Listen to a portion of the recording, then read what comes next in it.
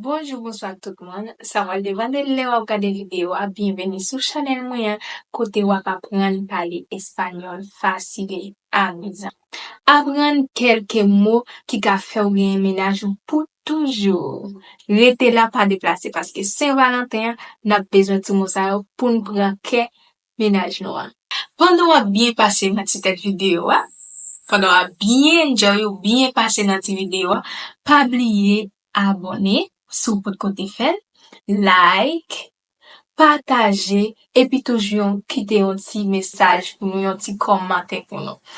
Ou même qui fait venir sur channel là, pas oublier peser petite cloche notification là, pas oublier peser et puis l'aime la vidéo pour qu'à toujours je ne faut pas perdre une grande vidéo. Est-ce que nous te connaissons qui ça veut dire te amo?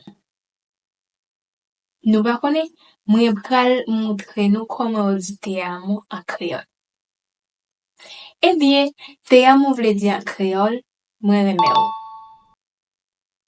Moi remè ou. Te amo. Moi remè ou. Par exemple, quand dit, baby, te amo. Ou mi amor, te amo. Chérie, moi remè ou. Ou bébé, moi remè ou. Et si ou besoin di moun nan, t'extraño. Qui ça t'extraño veut dire? T'extraño veut dire moins songer ou. Qui ça me dit encore? Moins songer ou. Moi les ménagements dans téléphone qui moi-même Haïti, et ménagement République Dominicaine ou ménagement USA et aux États-Unis, me dit bébé, t'extraño. Ou songe ménage. Bébé moins songer ou. Oh, mi amor, te extraño. Chérie, moi songe ou. Et si, moi besoin di moun nan, li manke mi. Me haces falta. Comment me dit? Me haces falta. Ou manke mi. Et si, moi besoin dil que li manke ma pile. Me haces muchísima falta. Comment me dit? Me haces muchísima falta. Ou vraiment manke. Mi amor, me hace muchísima falta. Chérie, ou vraiment manke. Et si m'besoin di ménage mwen, que li si kem. Si m'besoin di ménage mwen, li si kem m'a di, eres mi corazón. Se moun di ménage, so pa gen wap apone la. Eres mi corazón. Ou se kem. Et si moi besoin di moun sa, m'a pensé avec chaque jour. Pienso en ti todos los días. Comment me dit, si me besoin di moun nan, m'a pensé avec chaque jour. Pienso en ti todos los días. Moi a pensé avec chaque jour. Comment me dit encore? Pienso en ti todos los días. So pa gen dwa pa pran fam nan, ni ou pa gen dwa pa pran nèg. Et si, par exemple, depuis moi moun sa, me sentim frémi, me sentim m'pas bien. Comment m'a dit? Depuis moi moun sa m'gon sourire dans visage moi qui pas jamais effacé. Comment peut me dire ça en espagnol? Me haces sonreír. Me haces sonreír. Ou fem sourire. Me haces sonreír. Ou fem sourire. Et si moi di moun sa moi besoin bon côté, comment m'a dit? Te necesito a mi lado. Comment? Te necesito a mi lado. Moi vle ou bon côté. Comment? Moi vle ou bon côté. Te necesito a mi lado. Et si moi besoin di moun sa, quelle est lumière nan deje moi ça? Eres la luz de mis ojos. Eres la luz de mis ojos. Ou c'est lumière nan deje. Ouch! Parole ça bien frappé. Autant les du ménage. Eres la luz de mis ojos. Eres el amor de mi vida. C'est l'amour, la vie. Est-ce que moun sa va tomber? Va tomber. Nous besoin de parole ça. Ok, on continue. Eres la luz de mis ojos. Ou c'est lumière nan déchet. Si mwen bezwen, si mwen bon kote menajman, mwen bezwen di menajman ki avel m sentim bien, ki m sentim à l'aise, comment m ka di ça? Contigo me siento bien. Contigo me siento bien. Avec ou, mwen sentim à l'aise.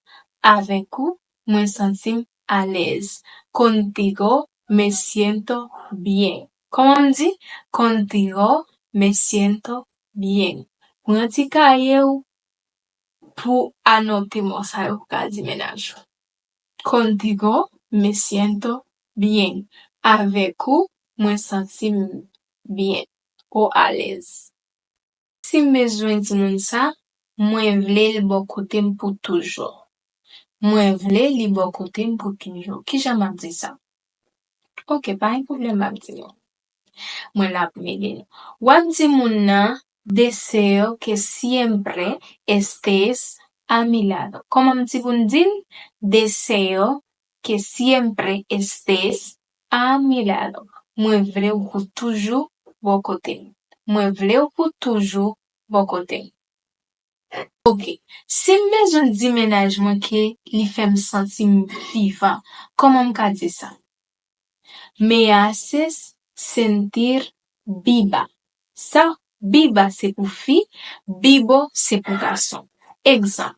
Si un garçon a di menaj ke li fait li sentir vivant, li ka di me haces sentir vivo. La différence là, pour garçon c'est bibo, pour fille c'est viva. Si c'est un fille qui di menaj li fait sentir vivant, la dil me haces sentir viva. Pour garçon c'est bibo, j'aime sortir là, pour fille c'est viva, ok?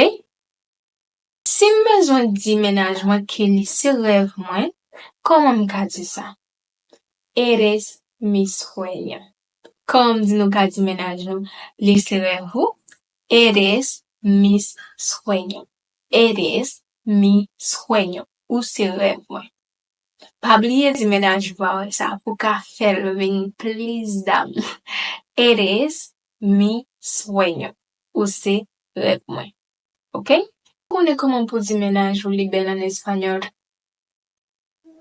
Ok. Eres hermosa. Fio reme bagay parole ti mosa en pile.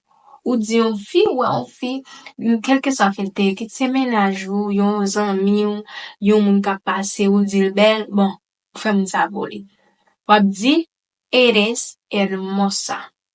Ou belle. Et sou bezon di li bel en pile. Eres muy hermosa. Ou belle en pile. Si c'est pour garçon, ou ka utiliser le tout. Eres hermoso. Ou belle. Eres hermoso. Ou gade ménage ou nan siye, ou dire en espagnol, tienes unos ojos hermosos. Comment on dit? Tienes unos ojos hermosos. Ou genye bel siye. Si m'bezwe di menaj mwen, ki se tout bagay pou mwen. Comment m'ka di sa en espagnol? Eres todo para mí. Eres todo para mí. Ou se tout bagay pou mwen. Di bebe, eres todo para mí. Ou se tout bagay pou mwen. Chéri, ou se tout bagay pou mwen. Se ba sel, fête se Valentin, se ba sel pou zan, e ba sel pou menaj. Li fête pou zami, li fête pour ménage. Ou ka di qu'importe moun sa. So si elles ont 11 amis ou pas bli pedi, ou ka di fi besti e besto, ou ka di eres todo para mí. Ou se tout bagay pou mwen. Le menaj ou para ver, ou li giton fos pou ou di me encanta tu voz. Mwen reme voix ou. Me encanta tu voz. Mwen reme voix ou. Et là, je vais parler avec ou di, chérie, ou connais mwen reme voix en pile? Ka di, mi amor, sabes, me encanta tu voz. Mwen reme voix ou. Ou ka di menajou si ou ap panse aven, ou di ou pa sispan panse aven, ou ka di, no dejo de pensar en ti. Comment? No dejo de pensar en ti. Mwen pa sispan panse aven ou. Ouh là là. Fi ou fasil reme si mousa, yo vraiment reme mousa, mwen reme spesyalman, si pou le menaj mwen ap dim ni. Li ka di, le ou bezo di menajou ou vle pase tout la vie avec, tout temps avec, ka di, quiero pasar toda mi vida contigo. Comment me dit pour me dire? Sou bezo pase toute la vie avec menajou, quiero pasar toda mi vida contigo. Mwen dil, quiero pasar toda mi vida contigo. Quiero pasar toda mi vida contigo. ¿Cómo me digo? ¿Cómo digo? Quiero pasar toda mi vida contigo. Mwen vle pase toute la vie avec ou. Si m di menaj mwen ou se moun ki fe kem bat, comment me gade ça? Eres la persona que hace latir mi corazón.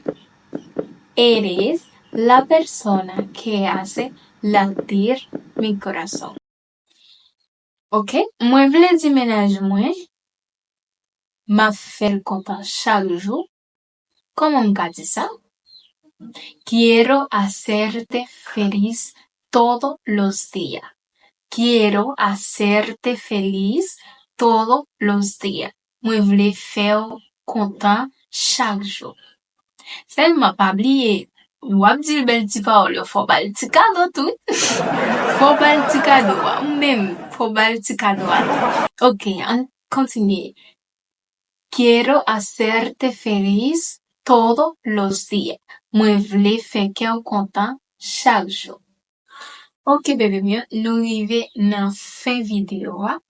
Kote pou nou vreman te kontan paske wate video a, mwen souwete yo yon bon fête Saint-Valentin ki te avek zami yo, avek menaj yo, mwen souwete yo yon bon fête Saint-Valentin. E pa bliye mete yo mot d'amour ke ou te plis reme nan komante a pou nou, s'il vous plaît. À la prochaine nan yon lot pi bel video. Bye bye, mwen reme nou tout. Passe bonne fête Saint-Valentin. Bye bye. A bientôt.